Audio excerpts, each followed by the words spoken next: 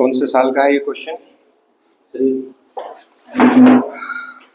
अब देखो, give a brief description of the World Heritage Site of Khajuraho, of the temples of Khajuraho.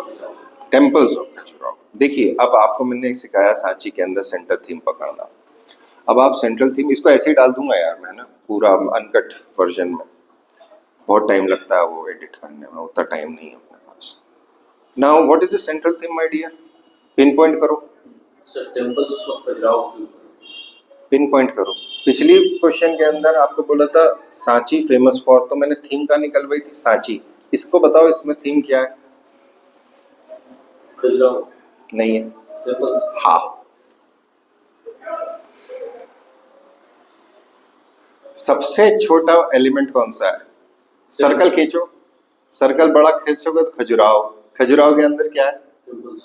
तो खजुराहो के temples आपको pin point कर दिया गया। असल खेल पूछा गया टेम्पल्स, नॉट खजुराहो। वहां सांची बोला गया था, सांची के स्तूप नहीं बोला गया था। ये अंतर है दोनों का। तो यहाँ आपको टेम्पल्स की विशेषता बनानी है, तो पूरे चार्ट फॉर्म के अंदर इसको पूरा क्वेश्चन क्या फिर से पढ़ो। Give a brief description of. ठीक है, डिस्क्रिप्शन देना है तो डिस्क्रिप्शन का मतलब होता है आप उसको विजुअलाइज करा दीजिए। Description is visualisation. याद होगा वो अपन उसमें पढ़ते हैं, सल्तनत काल के अंदर की चेहरा लिखा जाता था और दाग प्रथा लगाते थे। व्हाट इज चेहरा? वो आधार कार्ड था उस समय का। होलिया लिखना, कहा भैया ये चेहरे पे ऐसा दिखता है, पूरा इसकी दाढ़ी इतनी लंबी है, या ये मुंडा है, ये मुच्छा नहीं है इसका, इसके यहाँ एक कट का निशान है। घोड़े के ऊपर वो दाग लगाते थे। तो वो प्रथा क्यों थी? आइडेंटिफिकेशन की, हाँ भैया परमानेंट आर्मी के अंदर हो, कोई दो एक आदमी दो जगह से तनख्वाह तो नहीं खाते थे लोग। सो यहाँ आइडेंटिफिकेशन आपकी क्या आ गई? खजुराहो के टेम्पल्स। अब इस पे सबसे पहला फोकस एरिया क्या होगा? आपने वही लिखना है, world UNESCO heritage sites of Khajuraho are located in so and so. Political presence बता दीजिए कहाँ पर है।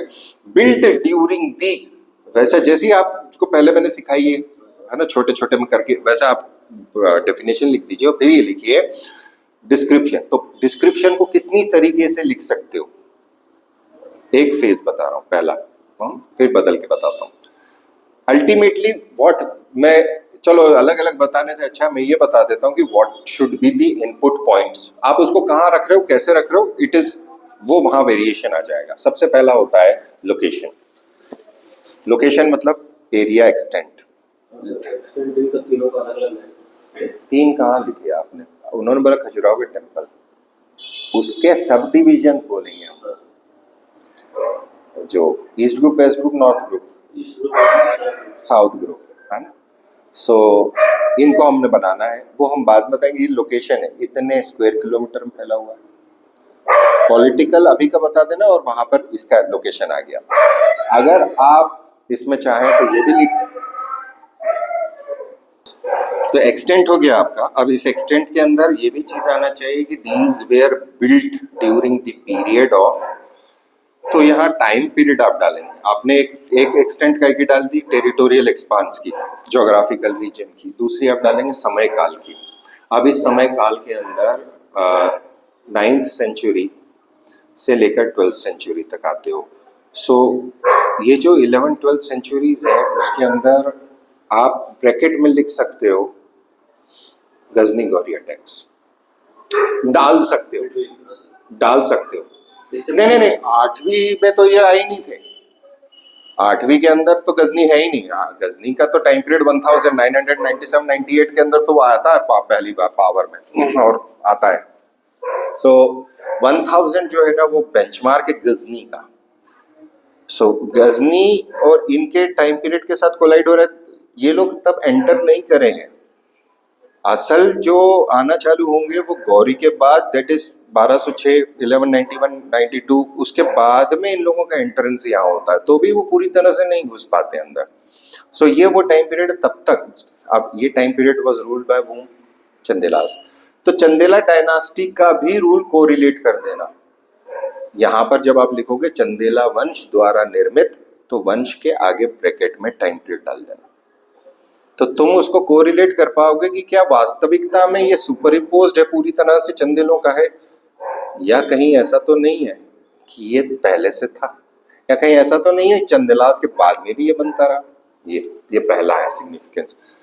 ये हो गया आपका एक्सटेंट। अब एक्सटेंट के बाद चूंकि उन्होंने टेम्पल्स बोले हैं, तो अब टेम्पल्स के आपको नेचर डालना है। तो पहला नेचर क्या डालेंगे? टेम्पल्स बिलोंगिंग टू कौन से सेक्ट्स हैं? शैविज्म है, वैष्णविज्म है और जैनिज्म है।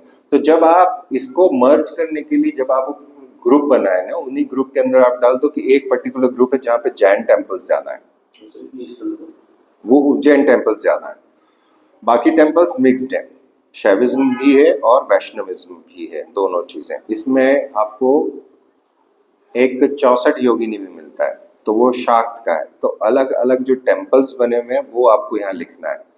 What they are showing, temples किसके हैं, किस फेथ को डिनोट करते हैं, आस्था का कौन सा प्रतीक है वहां पर। देन अगला आता है आर्किटेक्चरल। आर्किटेक्चरल के अंदर आपका काम होना चाहिए या तो आप टेम्पल का एक सिंपल डिजाइन बना दें, है ना, और उस डिजाइन को मेरा मन है इवॉल्व करने का, लेकिन अभी नहीं करा है। फॉर एग्जांपल किस तरह से कौन से टेम्पल्स हैं, उनमें से कौन कौन सी स्टाइल्स मौजूद हैं। तो वो जो मैंने आपको चार्ट बताया था, वो चार्ट आप यहाँ इनपुट डाल सकते हो। वो चार्ट कंप्लीशन में अपना जो अलग अलग टेम्पल्स का दिया आपने। हाँ, उसमें आपका आर्किटेक्चरल सारा हो जाता है। उसमें ये भी हो जाता है कि कौन से फेथ को है या कौन सी डीटी को है। उसमें ये भी हो जाता है कि उसका शिखर है तो वो किस तरह से, शिखर डिफिनेशन में क्या है, या उसका प्लान नीचे ग्राउंड प्लान कौन सा है।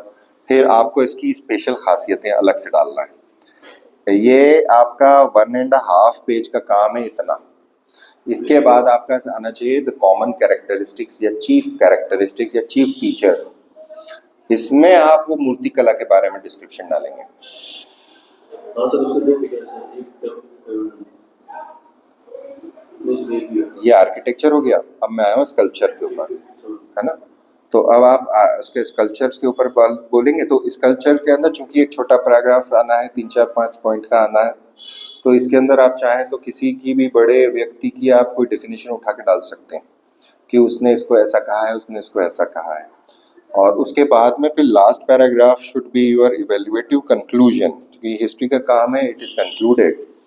इसको सेलिब्रेट करने के लिए मतलब इसके अब पर्सपेक्टिव डिपेंड करता है। इकोनॉमिक पर्सपेक्टिव से बहुत इंपॉर्टेंट है क्योंकि टूरिज्म को अट्रैक्ट करता है एमपी के अंदर, पहला पॉइंट। ये आपका इवेल्युएशन है, सिग्निफिकेंस पार्ट आएगा लास्ट का। दूसरा इम्पोर्टेंस इसमें है कि सरकार ने इसी वजह से वहाँ पे एक एयरपोर्ट बना रखा है, इंटरनेशनल आ सकती है वहाँ पर, उसकी बुक पर अगर मिल जाए तो।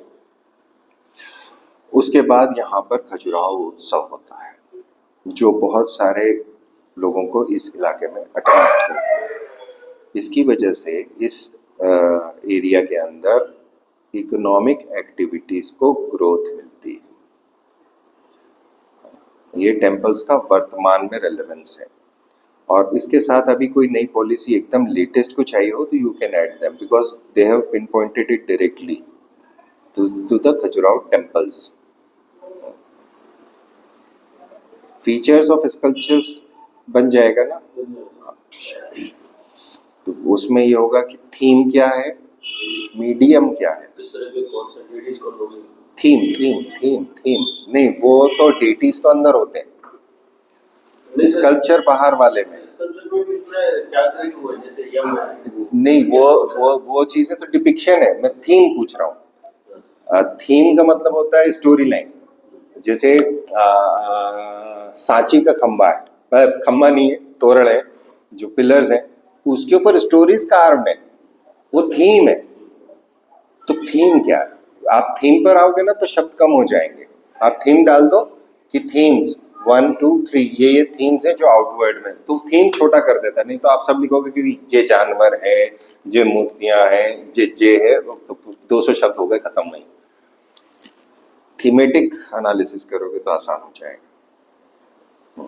तो अब आपने क्या लिखा इसको कंपेयर करो, कुछ इम्प्रूवमेंट है क्या। इंट्रोडक्शन में जो मैंने लिखा था हिंदू एंड जैन टेंपल्स, तो उसमें हिंदू पे ब्रैकेट डाल के शैविज्म और वैष्णविज्म भी लिखा था। यस, शैविज्म के अंदर शिव और पार्वती दोनों, विष्णु है तो विष्णु के अंदर, और अगर आप मुझसे बोलें तो अगला स्टेप भी पढ़ा देता हूँ, विष्णु के कौन कौन से अवतार, तो ये है। ठीक है, आप जैनिज्म है तो जैनिज्म में कौन कौन से टेम्पल्स हैं मेन,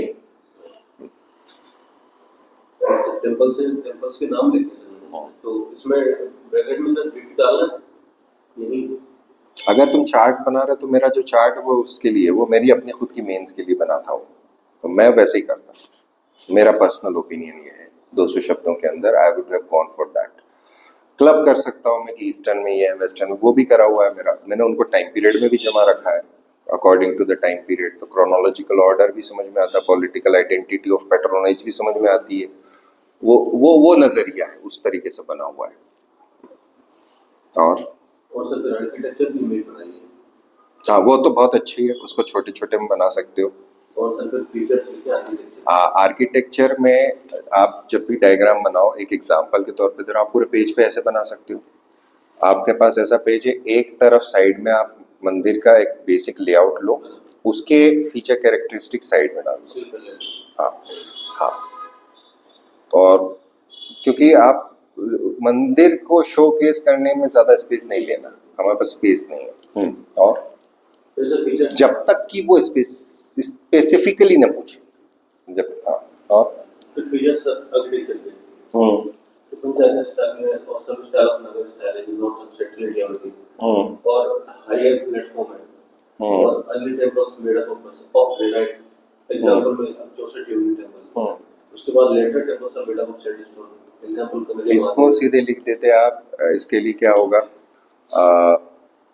आपने टेम्पल आर्किटेक्चर बताया, इसका एडवांस फॉर्म बता रहा हूँ, उसके जो फीचर्स आप बताते हो कि कहाँ कहाँ मेजर कंपोनेंट कौन से, माइनर में मत जाना कि इसके अंदर ये होता है, इसके अंदर ये होता है, ब्रॉड के ऊपर कि किसको मंडप कहते हैं, किसको अर्थ मंडप कहते हैं, तो 2 टियर 3 टियर वाला जो टेम्पल है पूरा बनाना पूरा, मेरा जो आइडिया है उसमें जैसे क्वाड्रेंगुलर प्लेटफॉर्म जो होता है वो नीचे वाला होता है, सो आप लिखोगे बेस, पहला पॉइंट आता है आर्किटेक्चर में इस टेम्पल्स के अंदर बेस के अंदर आप प्लान लिख दोगे कि क्वाड्रेंगुलर है, हाई राइज है, फिर आप लिखोगे मीडियम का मतलब होता है किस पत्थर पर है, तो आप सीधे लिख दोगे फ्रॉम ग्रेनाइट टू सैंडस्टोन, लंबा सेंटेंस नहीं आता है ना।